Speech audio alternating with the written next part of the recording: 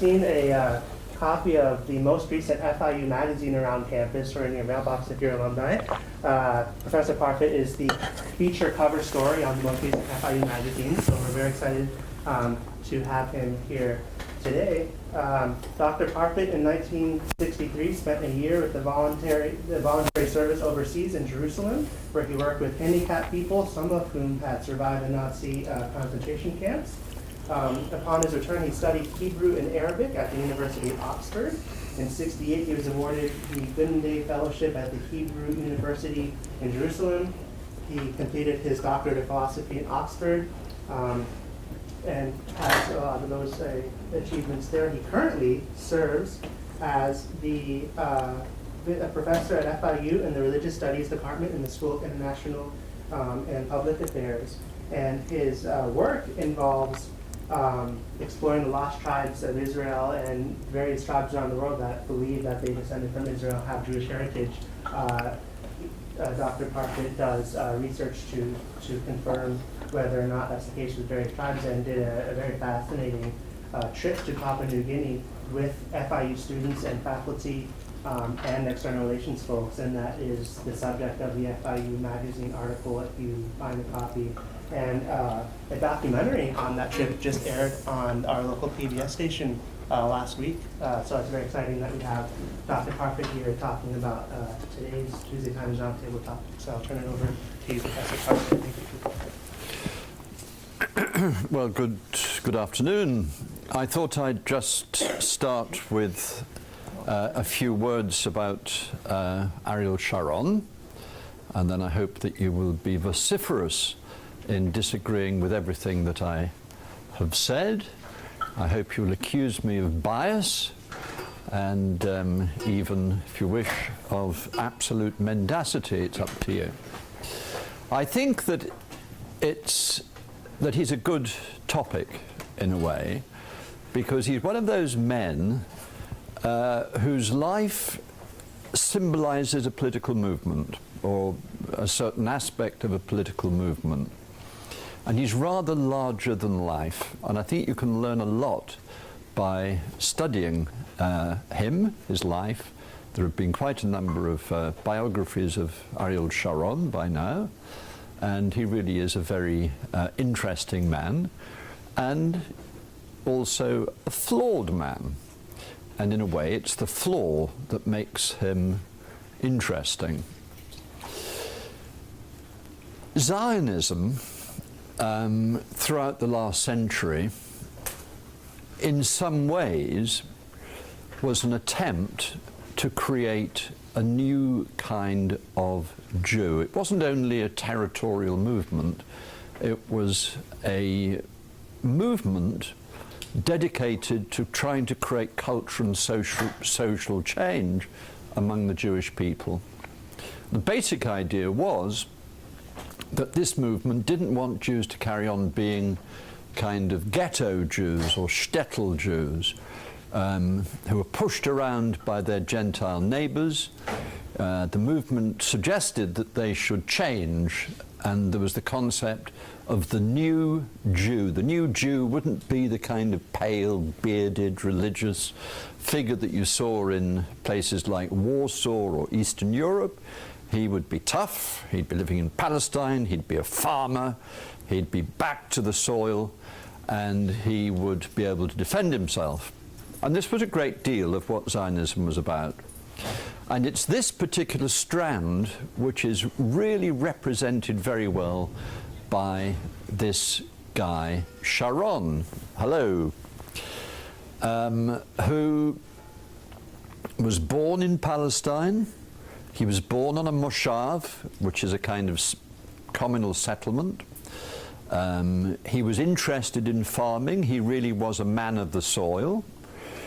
And he became one of the most redoubtable soldiers in the history of Israel, and one of the most redoubtable soldiers in the history of the Middle East in modern times. He was a remarkable general. Now, if you are a Palestinian, of course, this isn't probably such a great deal, because he gave a lot of grief to a lot of people, but one has to recognize that he was good at the job. I said he was a man with flaws. He was also a man with inconsistency, because if you look at his life, he appears to be going in one direction, and the direction is bashing the Palestinians, kicking the Palestinians out of what Israelis regard as being their territories, and creating a homogeneous Jewish state without paying very much attention to the rights of Palestinian neighbors. But at the same time, it was this man, who'd certainly done all of these things, who engineered against a great deal of opposition the unilateral withdrawal of Israeli troops from Gaza, and before his stroke in 2006, he was contemplating a unilateral withdrawal of Israeli troops from the West Bank. So, a man of inconsistency. Before I invite you to plunge into this discussion, I will dwell briefly on the things for which he's probably most remembered. And that is the massacre of mainly Palestinians, but also Lebanese Shia, in the refugee camps of Sabra and Shatila in 1982.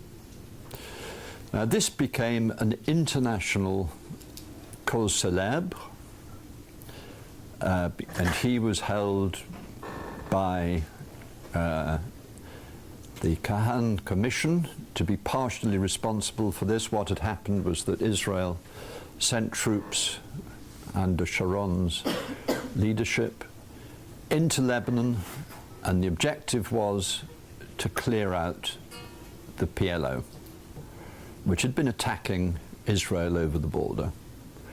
In this they were successful.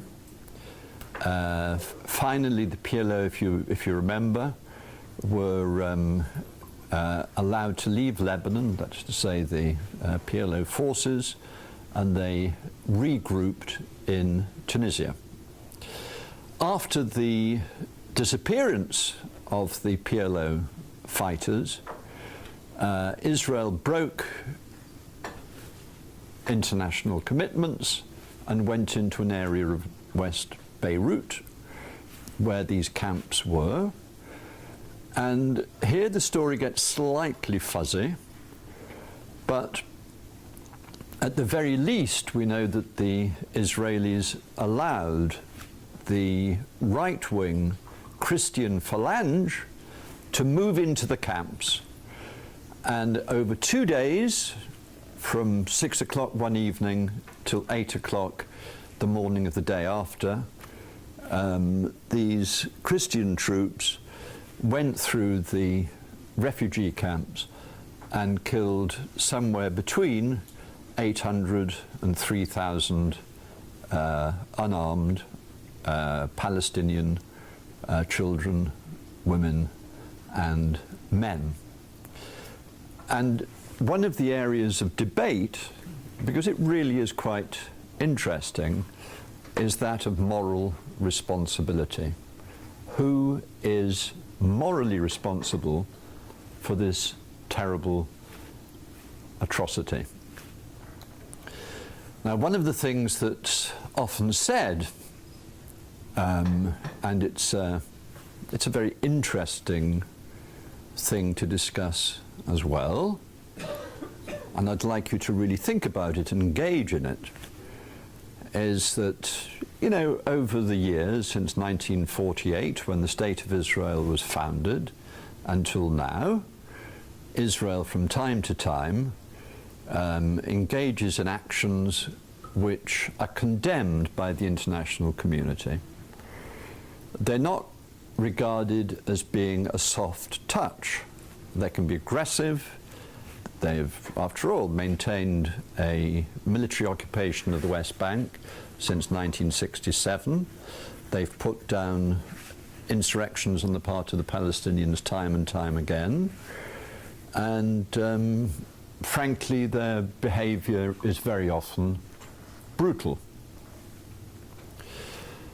So the question is often put, how is it that Jews who've suffered all that Jews have suffered in the concentration camps, on the one hand, and also as a result of Islamic persecution to some extent, nothing like the Holocaust, but nonetheless, how can such people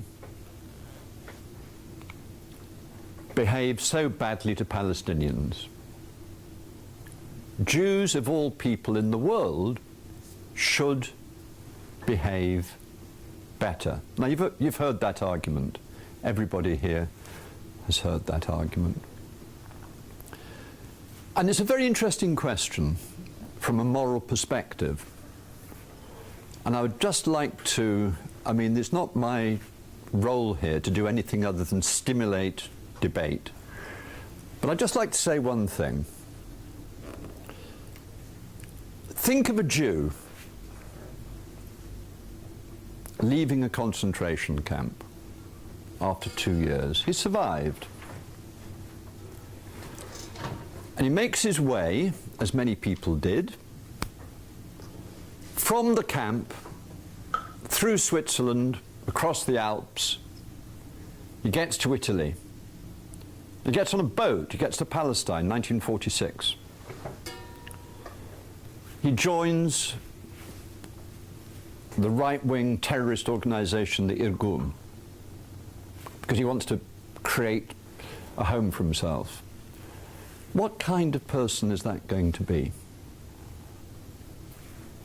Is he going to be full of tolerance and loving kindness and gentleness? Or is he going to be an absolute bastard? I would submit to you that this individual is much more likely to be an out and out, I won't use the word.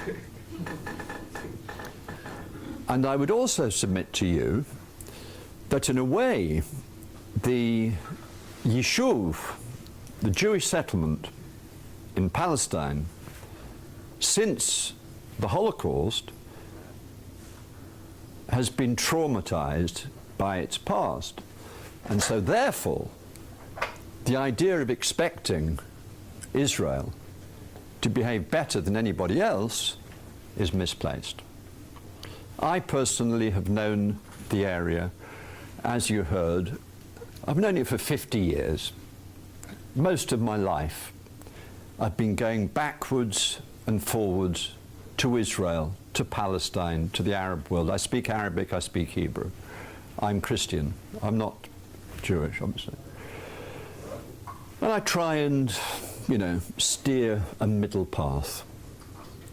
But I have now got to the point where I don't expect good behavior from anybody at all in that region.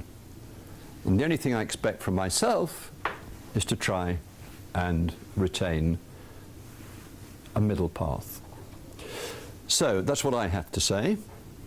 I'll probably say some more in a minute, but I'd like to open the floor to debate, please.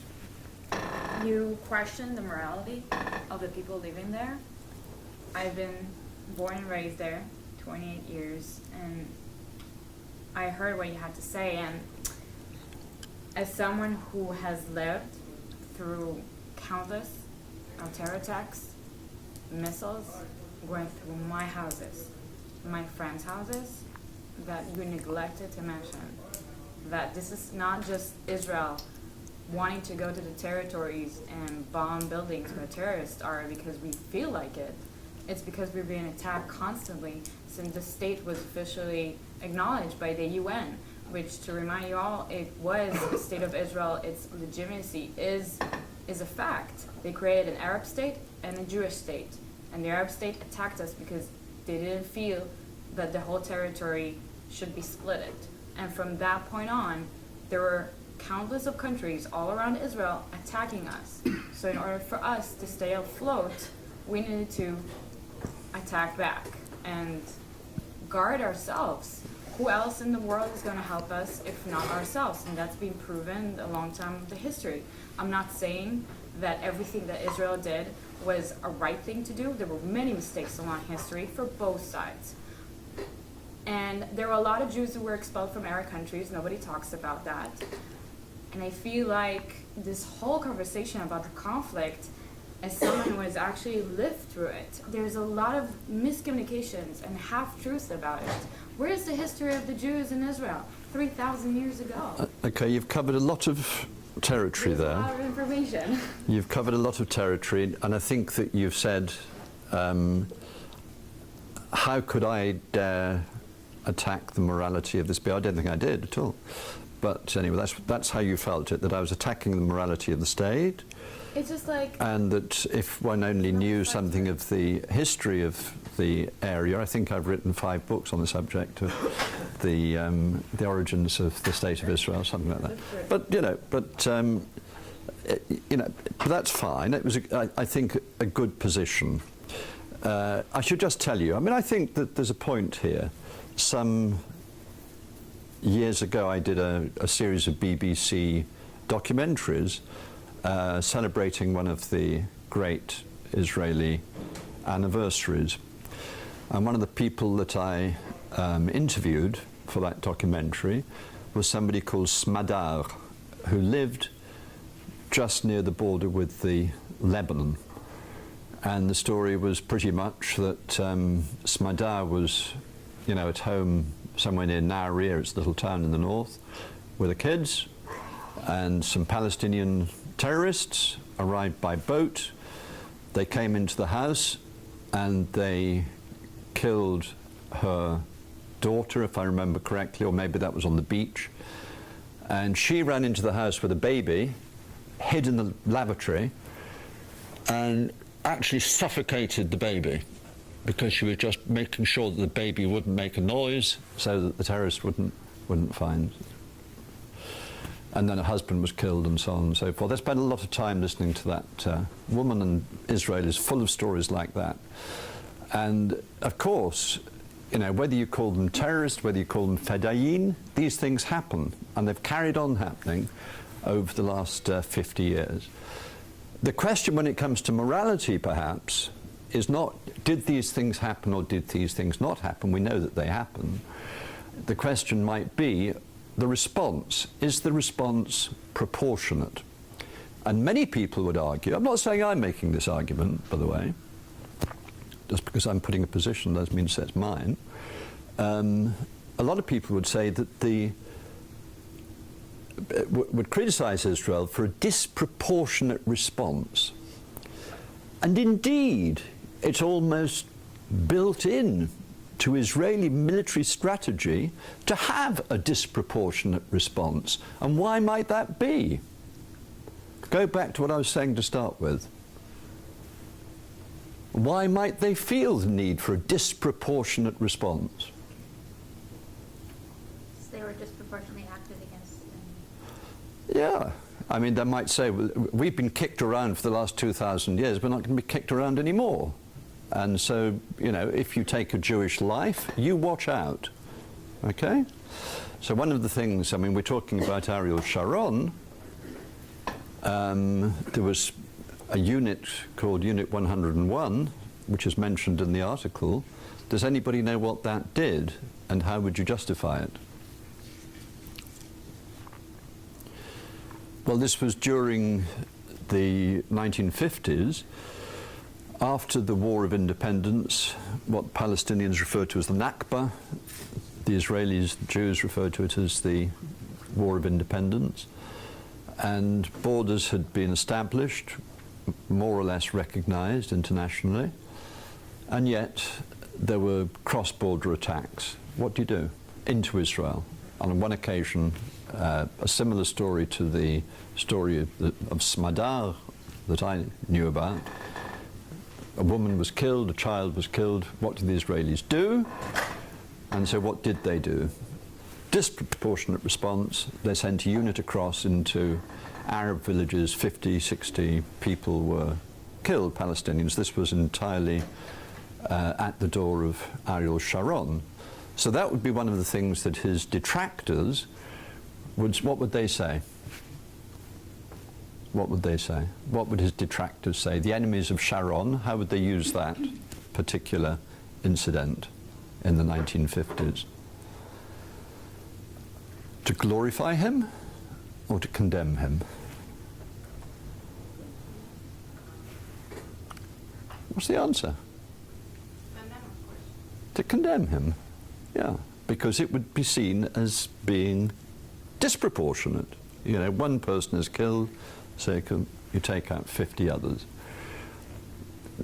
What defense could you find for Shharon then, in such a case? That's a question after that one. Okay, what defense would you make for Shharon in that particular case? You're talking about the...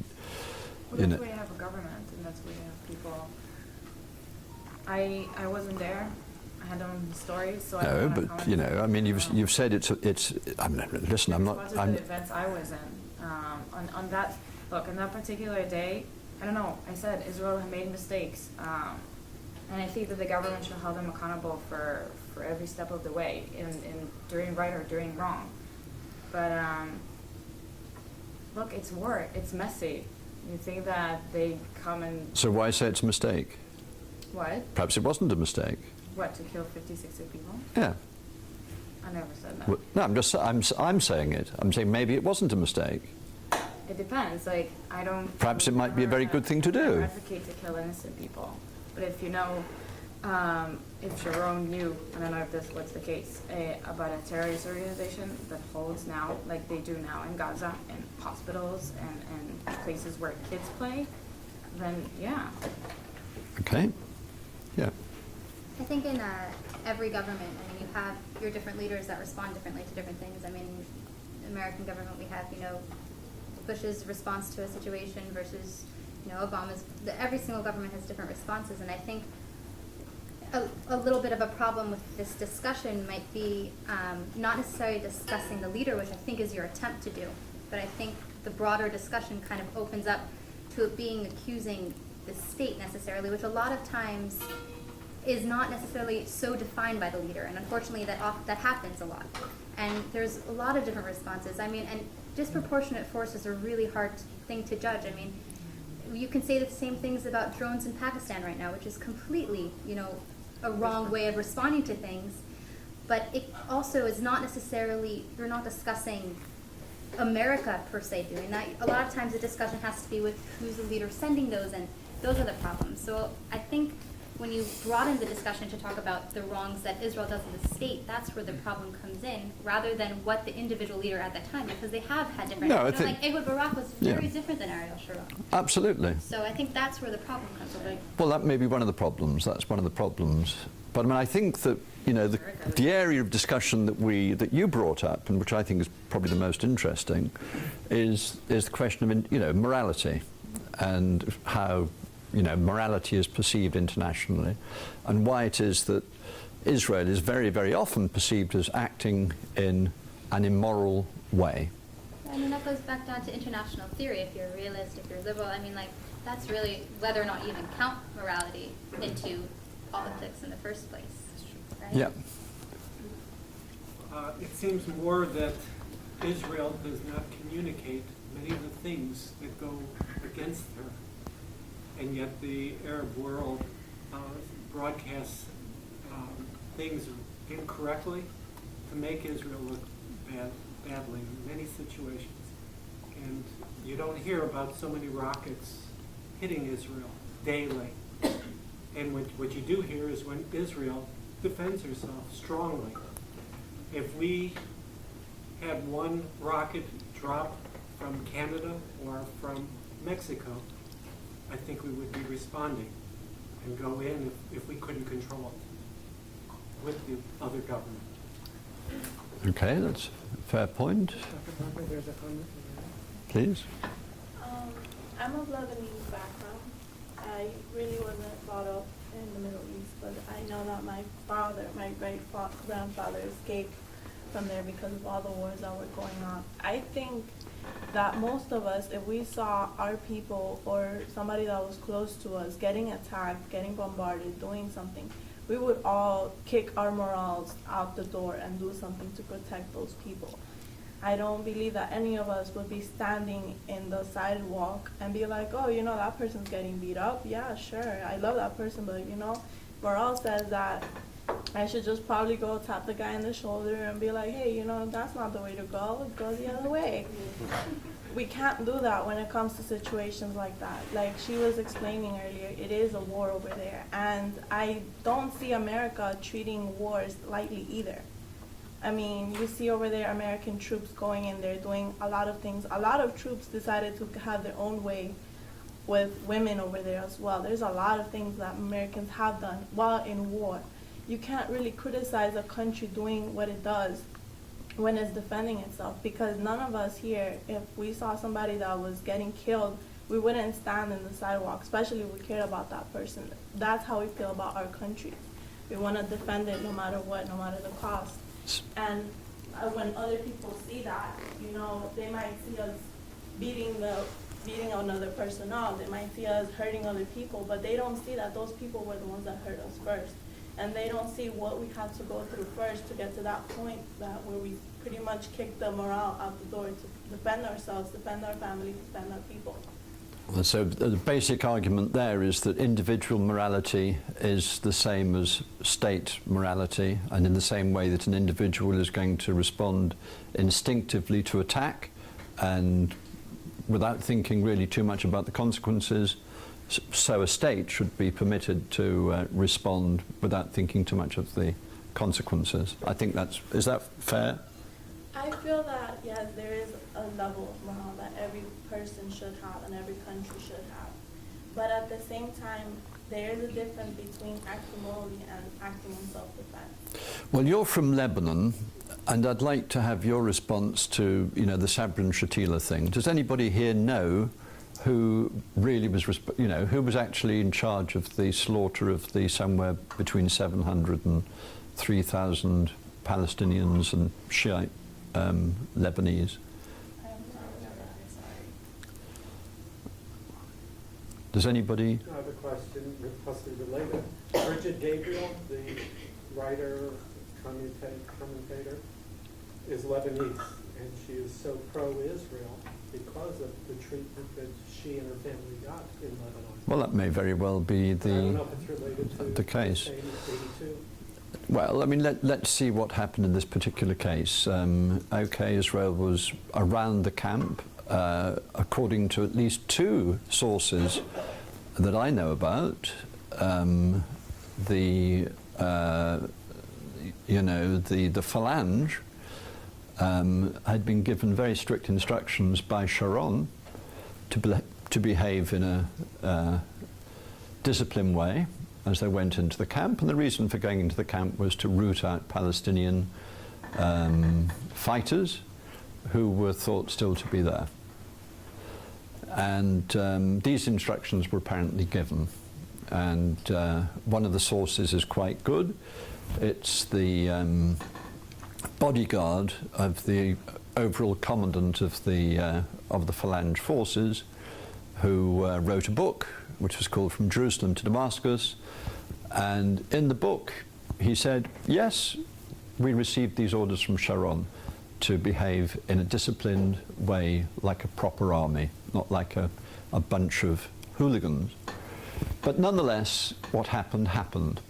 And they went in and the slaughter took place. And it really was a major slaughter by any standards and a terrible thing to do.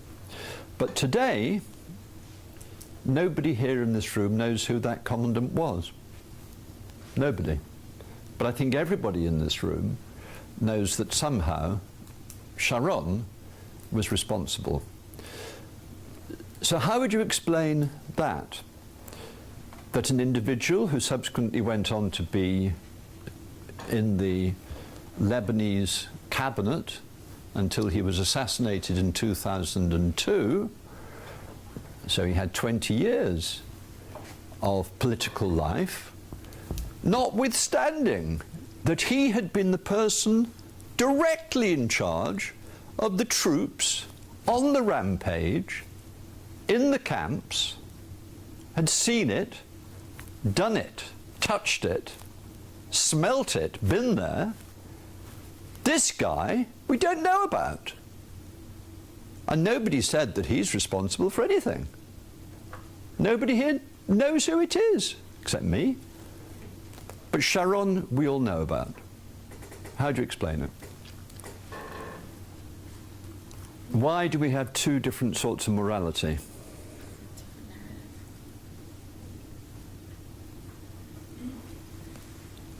I mean, I'm not so familiar with the Benghazi situation, but could it be similarly related to that type of thing, that there's sets of orders and orders and orders and orders, and then when it gets down to it, the individual who actually committed said crime is not necessarily the one that's held responsible for it, because his orders came from someone else who came from someone else, and somehow down the line you've got this miscommunication that somehow winds up in some sort of radio stream somewhere.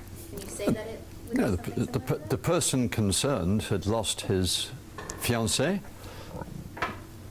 and most of his family to a Palestinian attack 2 years before, in 1979, 3 years before. So he had every reason in the world to hate Palestinians.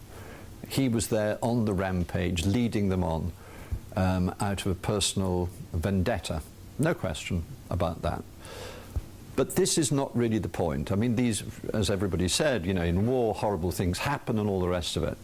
But today, in 2014, we look back upon Sabra and Shatila, and the one person that we know to be responsible, because both the Irish report and the Kahan report, the UN report and the Kahan report, which was the Israeli report, said that this guy Shharon was responsible.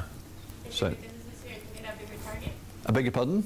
Is it because it's easier to hit a bigger target? Shharon is a more popular name than whoever this person was. Well, I mean, at the time, I don't really think... Yeah, I mean, in the West, I don't think in 1982, you know, I don't think that Shharon was a particularly well-known figure at that time. He'd, of course, played a role in the '67 war and in the Yom Kippur War, that's true. But he wasn't kind of a, you know, a household name. But he became a household name after Sabra and Shatila. And I can remember I was living in London at the time, and I was dating a Jewish girl, and we went to a dinner party, and she was accused, because she was Jewish, you know, the Jews bear an incredible responsibility for the massacre of Sabra and Shatila. Well, this woman, okay, she was from Czechoslovakia. She'd never been to Israel. Why was it her fault? You know, but that was the sense at the time in the West, that somehow the Jews, once again, were responsible for this terrible deed. So, how many kinds of morality can you have functioning at the same time? I wonder. Is it possible that we're always the scapegoat, the Jews? Times the bubonic plague was blamed on the Jews, We're just blamed for what happened in Egypt. so it's easier. I mean, having said that, I mean, I agree with you. I mean, I don't know, I think a lot of people here might agree with you, but does that begin to sound like a whitewash? Can you repeat that? I beg your pardon? Does that begin to sound like a whitewash? Is it letting, you know, the rather brutal tactics which Israel used from time to time, quite regularly, does it let Israel off the hook? And if it does let Israel off the hook, what's the reason? What is the argument? What is the argument? I mean, okay, there's a notion in the Jewish world that says also in the Bible, Ola Goyim, which is light for the nations. I think that Israel holds itself, and if you ever speak, and I'm sure you have a million times with Israelis, we are our own worst critics. I think that there is no people that criticize their own country more than Israelis.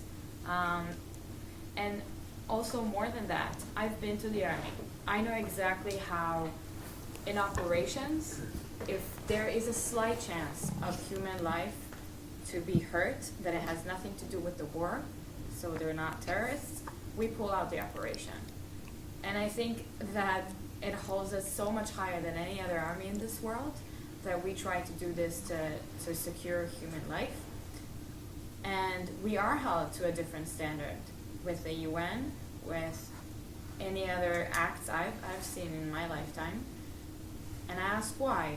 Why is Israel always the one to be standard here when what's going on with Syria and India and China? Why nobody talks about that? Why are we always the one at fault? Has anybody here come across the massacre of Hama in 1979? Does anybody know where Hama is? I made a little witticism last night. I was giving a talk at the Jewish Museum on Washington Avenue, and it's it is that you know, God created wars and massacres and so on and so forth in order that Americans should learn some geography, and and Hama anyway has been in the news quite a bit recently because it's you know, it's one of the cities in Syria. It's kind of north of Damascus. That was Mark Twain, by the way, so it was an American saying it. And in 1979, the father of the current president of Syria sent troops in, and it was a Sunni town. 20,000 people were killed. I was there very shortly afterwards, and there was an Amnesty International report on it and various other reports, and the facts are very well known. Now, it was a terrible deed. It was undoubtedly a terrible deed to send the army against civilians. There was barely any resistance. They didn't have arms, except the odd rifle. But they sent tanks and planes against their own civilians, and this was 30 years ago. Yeah? Now, this was more or less at the same time as Sabra and Shatila, more or less, within a couple of years. I think everybody here has heard of Sabra and Shatila. Nobody here has ever heard of the massacre of Hama. So why is it somehow that in our kind of perceptions, the killing of 20,000 Sunni Muslims in Syria somehow counts for less than other kinds of mass? It's like it never happened, or that it doesn't matter. It barely made the newspapers. 20,000 people over a couple of days. It barely made the news. Sabra and Shatila, it was headline news for weeks because Israel was considered to be responsible. Now, there's a major ethical problem here, and I really am trying to tread a line down the middle of this discussion. I think I have to come back to my starting point. Remember what I said about the guy leaving the concentration camp? You know? And the expectation somehow on the part of the world that that guy is going to behave better than any other person in the world, I think is erroneous. And I don't entirely accept, I mean, certainly the idea that the Jews will be a light unto the nations has proved to be the case in many respects. Obviously through the creation of the Bible, the monotheistic tradition, and in more recent times by the fact that Jews have provided something like 40% of all Nobel Prize winners, some of the greatest writers.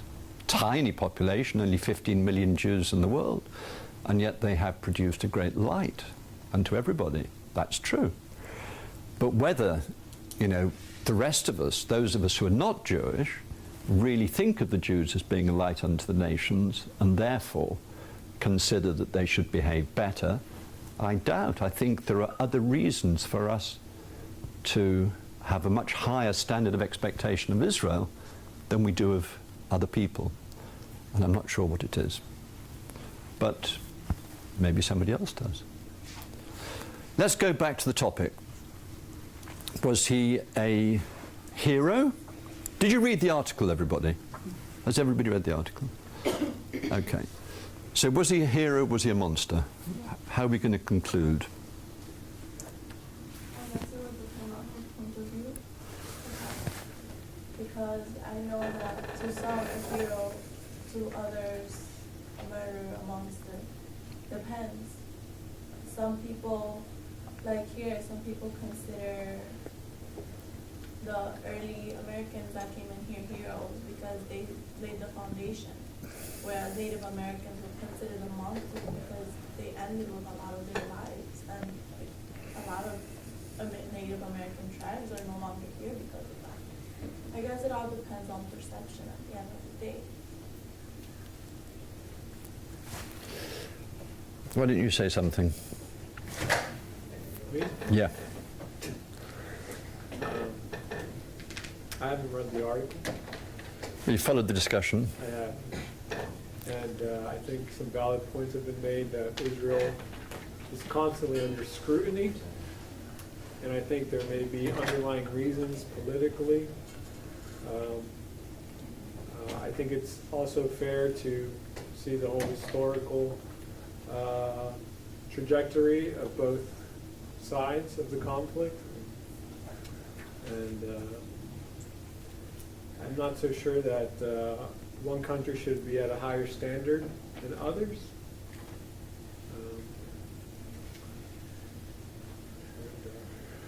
I mean, certainly when you look at what's happening in Syria today, I don't know whether you follow the news, but barely a day goes by without some horrendous massacre of civilians perpetrated either by the Syrian army or by the so-called democratic opposition, or by the groups that are clustered around Al-Qaeda and other jihadi groups. And it's true that to an extent they're covered, but there doesn't seem to be a great deal of moral outrage. Or at least if there is, I'm not really hearing it. I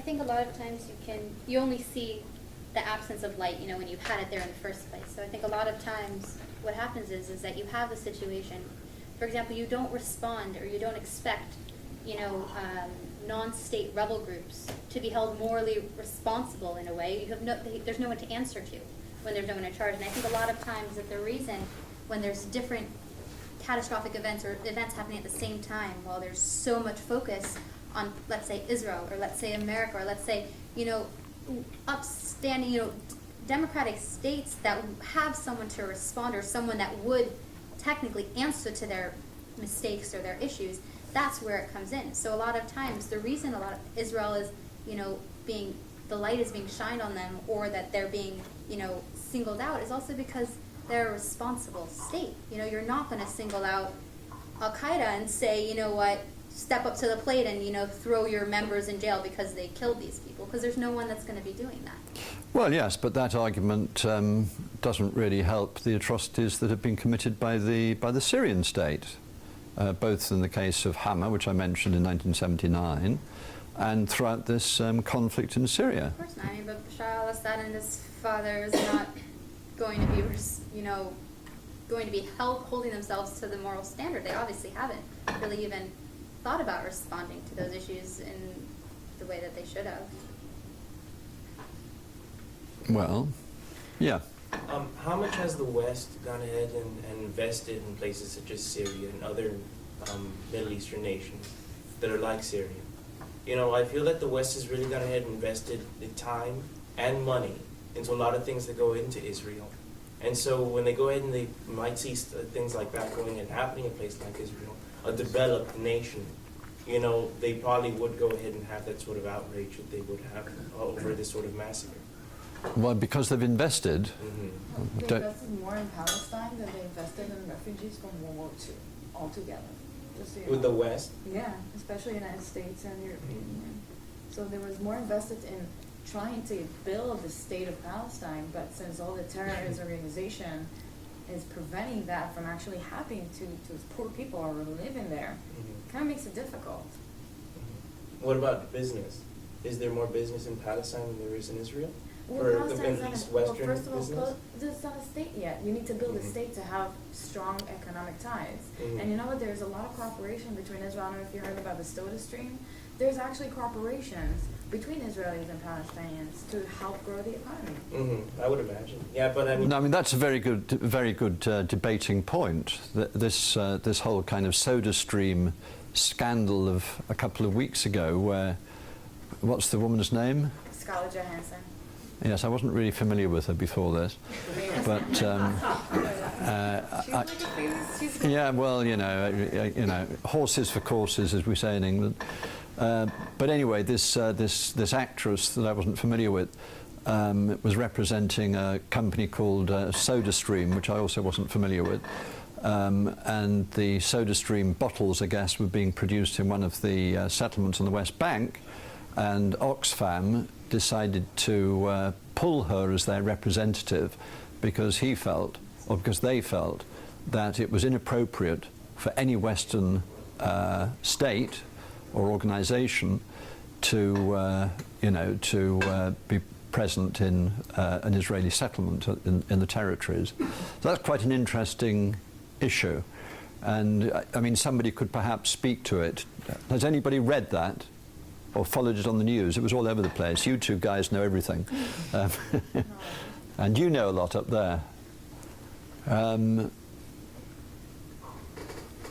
Yeah, go on. I think he's taking it in the right direction. We have to follow the money to find the solution. Because hopefully this talk is not just about informing us about the problems, because yes, there are problems, but the solution would be to find the right kind of sanction to prevent this from continuing. But, What to prevent what from the settlement? To continue the continued problems, the massacres and the bombings that are plaguing this area. He's looking at it the right way, I think. I mean, when you go ahead and you take a look at it, I mean, you're talking about the money that's been poured into Palestine, right? I mean, but what's the money for? For developing an undeveloped state. They would expect it from Palestine. They would expect those sorts of things from Palestine. They're an undeveloped state. They would go ahead and do something like that because the West would go ahead and view undeveloped states as having people that wouldn't understand it, still need education, it still need this, it still need that. But Israel, like an upstanding state, a democratic state, that has American businesses, that has, European businesses in there invested, going ahead and doing something like the massacre that you went ahead and mentioned. But that was you're talking like in a very broad sense of time frame. That happened when the early years of the country. You got the massacre. The massacre? Yeah. In the 1980s? Yeah, it happens like 30 years ago. And it's also singled out. You have to, when you speak about the conflict, you have to look at the whole picture. Yeah. What would happen at that time? Who are the key factors? Who are the players? What happened on the other side? What did they do? And Palestine was still being developed at the time, I believe. No, but I mean, I think Yeah, I mean, I think Palestine, you know, we're not talking about, you know, the Central African Republic or something. And if anybody's here from the Central African Republic, please forgive me, I've never been there. But I assume it's not got a very high standard of living and so on. You know, it's pretty developed, and you know, you'll find Avis, and you'll find, I don't know, McDonald's and all that sort of thing throughout the area of the occupied territories. So, you know, there are buildings. I mean, people living in high-rises and beautiful houses and all the rest of it. There are roads and so on and so forth. So it's not exactly, you know, a very, very primitive place. But what's the Western perception of Palestine? Well, that's a very good question, and I'd like people to respond to that. I mean, how do you think of Palestine? It's a very good question. It's slanted in the media because you see war-torn areas of Palestine. And Palestine is as beautiful as any area in Tel Aviv or in Jerusalem. It's not this rubble-filled area with torn-down houses. It's exactly as it is outside here in Miami. It's what you see in the media. They slant it the wrong way. Well, that's a very good point. It's true that the images that you have of Palestinians is usually of people shrieking and howling and you know, everything that I've furious. done about Palestine has basically been from the media. So when you have the media going ahead and depicting Palestine the way that it does, you know, how is it surprising that they would go ahead and expect things like massacres coming from the nation? I agree. It's not just the media. Last year, there were 22 resolutions against Israel in the UN. There were 4 against the entire world. 22 against Israel, 4 against the entire world. 1 was from Syria. And you can imagine there are a lot of other countries that does atrocities, and nobody speaks. There's no resolutions about it. So it's not just the media, but it plays a really big part of it.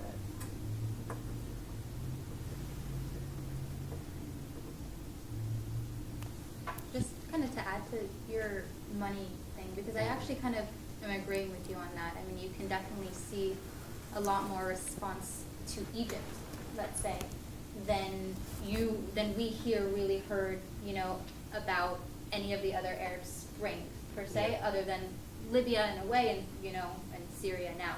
But again, Egypt was taking up a lot of our attention as well, because there is a lot of, and a lot of that did have to do with whether, you know, the United States, especially, you know, with Mubarak, and especially with, again, after with the Muslim Brotherhood, like, are you going to support this situation happening here because of the coup and because of American dollars and because of that? So yeah, in a way, a lot of, and I think a way to combat that is to really, you know, maybe understand that's where the Western perspective comes in. I mean, and in order to kinda do assess it, agree you with have to that. know where it is. I kind of do agree with that. Just out of interest, how many people here went to the PLO ambassador yesterday? So there's not a huge overlap, but there is some overlap. What did you think of the ambassador yesterday? It was interesting, informative. To be honest, never heard, you know, the other side's point of view from such an official. You know, you hear the other side of the story from the media or people here and there, but coming from someone with authority, I would say. It was interesting. Disagreed in many points, but it's informative. I'll say that. I actually got a chance to ask him a question, and I specifically was not even talking about conflict-wise. I went directly to the point and asked him why the administration was representing, specifically Mahmoud Abbas, why he was, you know, still in power in his 10th year of his 4-year term. Asked him about the corruption. Asked him, you know, why, and I gave him a number because this is where I had researched it. $2.7 billion, you know, dollars have been misplaced since 2008. And he literally outright called me a liar and denied and was not willing to even take any responsibility for the fiscal priorities of his state. And he asked me straight out, are you expecting me to go against the administration I'm representing? And I said, yes.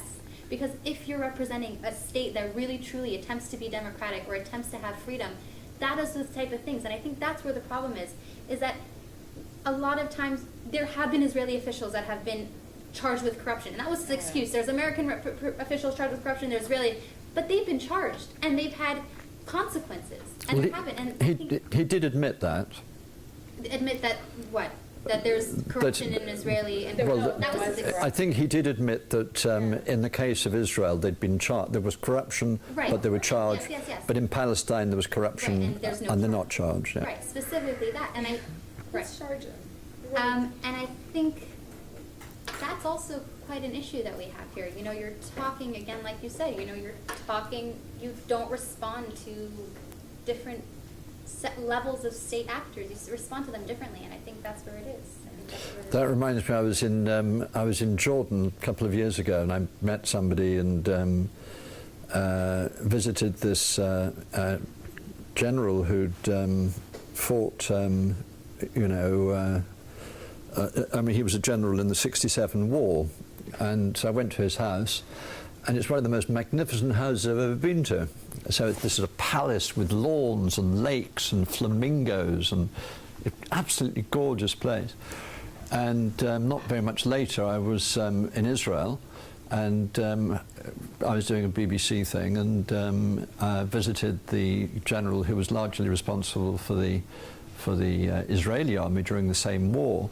But the Israeli guy had won, the Jordanian guy had lost, but the winner was living in a 2-bedroom flat in Jerusalem, and the loser was living in this amazing kind of palace. So I'm not suggesting that this individual was corrupt, but anyway, rewards throughout the Arab world are very different to the rewards within Israel by and large, which is not to say there's no corruption, there is, but it's not huge.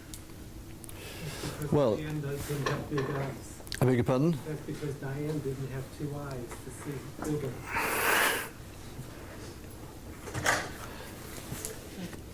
Well, I think we are just about at the end. Thank you very much indeed for your participation. I've enjoyed it.